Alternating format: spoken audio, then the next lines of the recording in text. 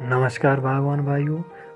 भाइयों, यदि आपने हमारे YouTube चैनल को अभी तक सब्सक्राइब नहीं किया है तो प्लीज़ हमारे YouTube चैनल को सब्सक्राइब करें। भागवान भाइयों, यदि आपके मन में किसी भी तरह के कोई भी प्रश्न है तो आप कमेंट बॉक्स में लिख सकते हैं। और हाँ, यदि आप कुछ जानकारियाँ साझा करवाना चाहते हैं या फिर कुछ सुझाव भी देना चाहते हैं तो वो भी हमें कमेंट बॉक्स पर लिख कर दे सकते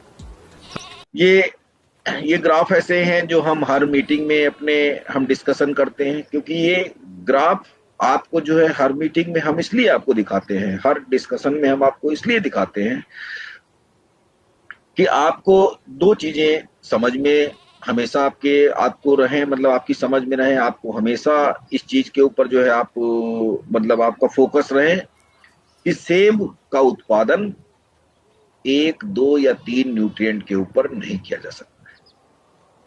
अगर सेब का उत्पादन करना है आपको, तो आपको नाइट्रोजन,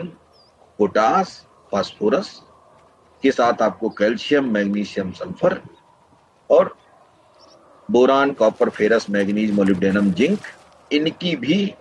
बात सोचनी पड़ेगी। बिना इनके आप एप्पल का जो बेहतर उत्पादन है, बेहतर क्वालिटी, वो आप नहीं निकाल सकते।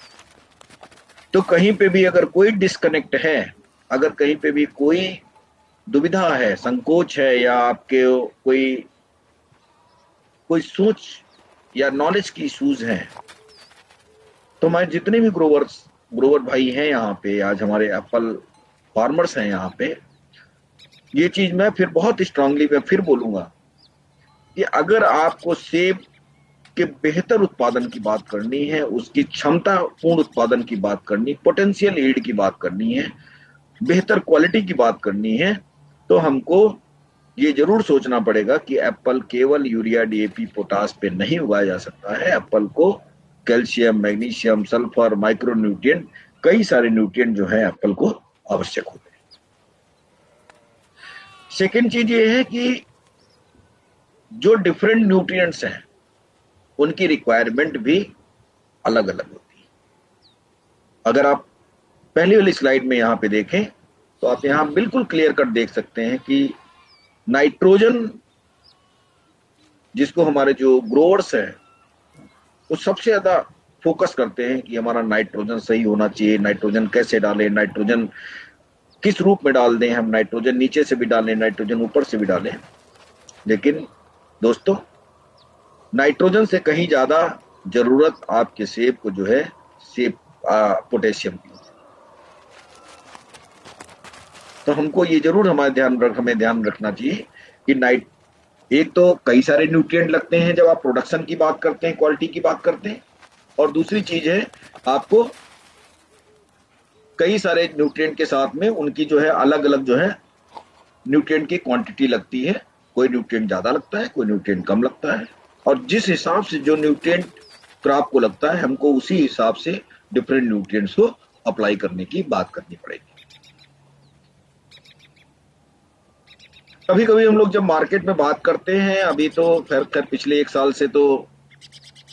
ये कोविड की वजह से हमें मौका नहीं लगा कि हम आपके साथ में फेस टू फेस बात कर पाए, हम ऑनलाइन ही बात कर रहे हैं।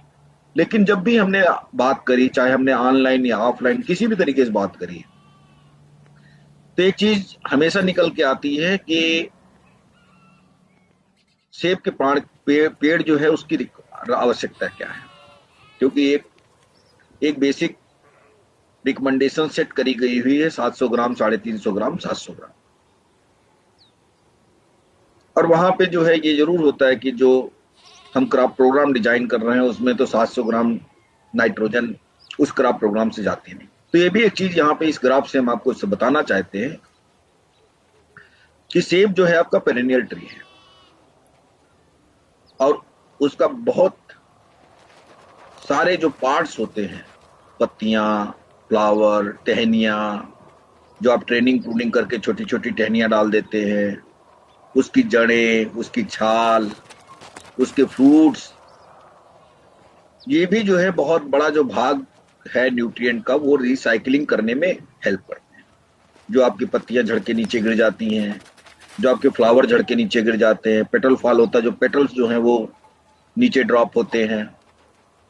जो प्रूनिंग करने के बाद में जो आपकी टहनियां नीचे गिरती हैं या आपके फ्रूट सड़ के नीचे गिर जाते हैं,